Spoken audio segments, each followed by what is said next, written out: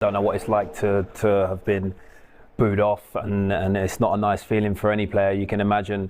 But to bounce back in that short space of time, that shows tremendous character. Yeah, to step up and be like, I'm the one. For your manager as well, who was the one that took you off, so no fault through Xerxes' performance. He just was getting battered in midfield against Newcastle, I think it was. Takes him off after 35 minutes.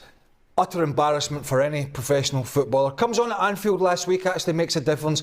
And then the definitive penalty, of course he didn't know it was going to be definitive when he named him 5, but it's still a big slot to go into. For his manager to say, do you know what? Go on, son. Go on, you're taking the 5th penalty. I thought was a big statement from Ruben Amorim. But Manchester United, in terms of their shape again, in terms of their hunger, their desire, everything that we thought had gone down the drain over the previous 2 or 3 weeks before the Liverpool game, it was there again. And when Ruben Amorim looks at his players and says, last week standards were there, this week, Dalot apart, crazy decision, standards were there in terms of being together as a team. Yes, they can play better, but of course they were backs to the wall stuff. But in terms of, do these players want to fight for the manager? Do these players want to defend? Can these players be in a good shape and make it difficult for teams when they're up against it? And I think we've seen in the last 2 weeks, when these United players have got their heads switched on, and we know there's been a big debate around 1 or 2 that haven't, Marcus Rashford being the main one, and I think that's Ruben Amorim's point. I don't need people at this club that their head is not in the game. So if your head's not in the game, you're not going to be in my team. And all of a sudden, the sort of worm has turned a little bit at Old Trafford for this manager and for this group of players. OK, let's take you through the highlights, shall we, of this clash between Arsenal and Manchester United. Arsenal went into the tie as favourites. They're going to bounce back after that defeat against Newcastle. Gabriel Jesus back in the starting 11. And he'll play it through here to Martinelli, who finds the back of the net. But Harry Maguire hasn't got deliberate control of the ball. Therefore, the offside is the correct call. Yeah, it's a good decision from the linesman in the end. Maguire doesn't have complete control of the ball, so you can't give offside there. It was a bit cat and mousey for a while in this game, and then comes alive a little bit, but the first half really was pretty quiet from both teams. Yeah, this was a chance from Martinelli. Kind of summed up what was a pretty lacklustre first half and the final third from Arsenal. Here, Gabriel Jesus goes down. He would be stretched off injured. Bruno Fernandes furious because, of course, it's a foul that actually wasn't given. Yeah, it should have been a free kick, and then obviously the way that he fell here, I think Gabriel Jesus meant he had to be stretched off, so that's very, very unfortunate for the player, because he'd come into the side and generally had done a very good job. Now, things would certainly liven up in the second half. Dalot here, this is his first yellow card. Yeah, it's definite yellow card. He's just a bit rash, Dalot, in his decision making as the game got heated up. And then Gabriel tries to be a little bit too clever with the header, gets caught out. Garnacho, head up, picks out Bruno Fernandes, who was terrific last week again. He was another sort of leadership performance from him today. But this was, I think when I saw the youngster running through here, I'm thinking, right, okay, is he going to see the headlines and go for the shot? But he picks out his teammate. Watch this. Absolutely tremendous. Uses timber to guide it around, finds that top corner. Kai Havertz with a couple of chances back. This one here. Yeah, just snatches at it and just doesn't get the right connection that you need to put it in the back of the net. And it was the start of a few chances missed. Most definitely. Big moment here, obviously. Dalot, second yellow, no doubt. Yeah, well, he gets the touch gets away from him.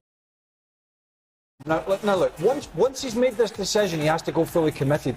I think he goes to ground and then realises he might not get there and kind of pulls out. I think if he'd gone all the way through, he may have had a chance of playing the ball. He did not, and it was absolutely the correct decision to give him a second yellow. And then just pretty much moments later, keeper's punches a convincing one. In the end, it falls to Gabriel, who makes it 1-1.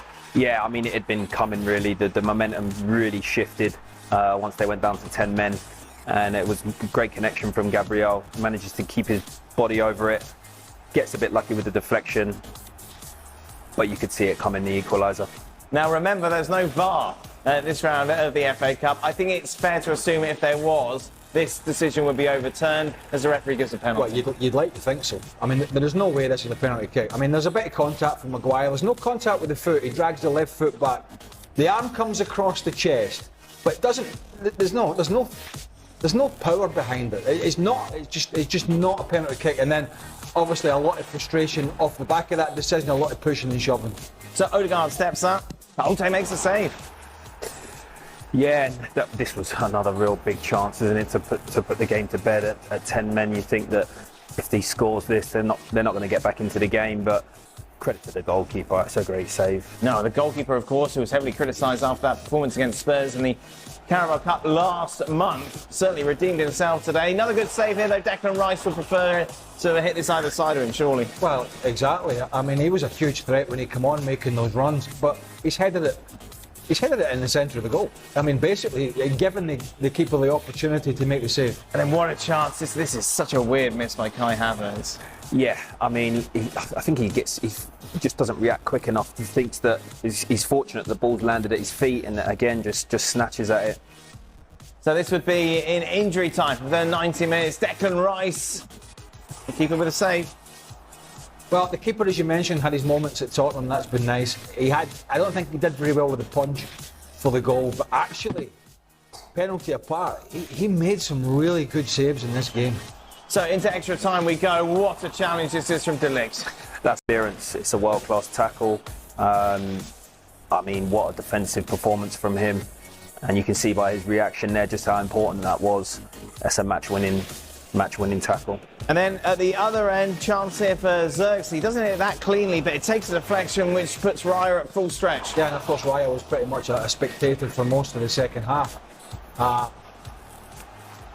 And most of the end of the game, so he didn't have a lot to do, but he did really well there to get down low at that post. So to penalties, Bruno Fernandes. No problem to make it 1-0. Up for Arsenal, Odegaard, who of course saw his penalty saved in regular time. Here though, the Norwegian makes no mistake whatsoever.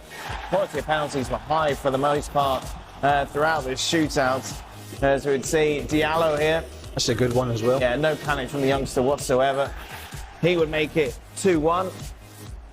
Then it's Kai Havertz who steps up here, Kerry.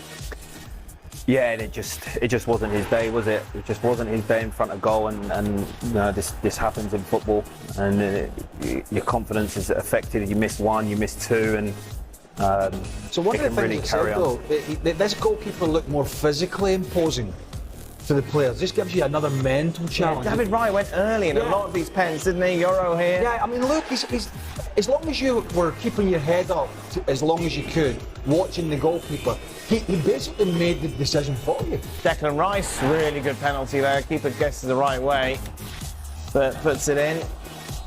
And next up, Martinez. Goes early again, doesn't he? Yeah. I mean, again, he waits. Martinez, Raya goes so early. And then Partey comes on as the second half substitute, puts it straight down the middle.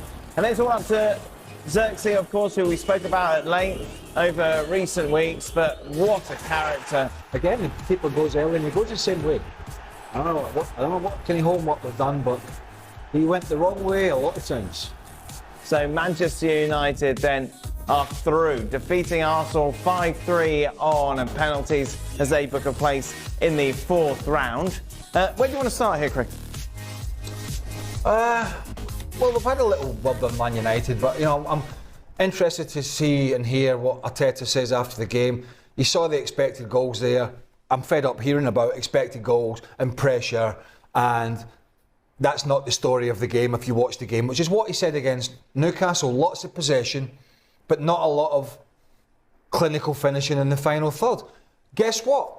We have the same story over and over and over again. It is so obvious for Arsenal. And yes, they're missing Saka. Yes, they're missing some key players, but they're still getting into those areas, but they're not punishing sides. And when you don't punish sides, you give them opportunity, hope, and a chance at the other end. And that's what happened here.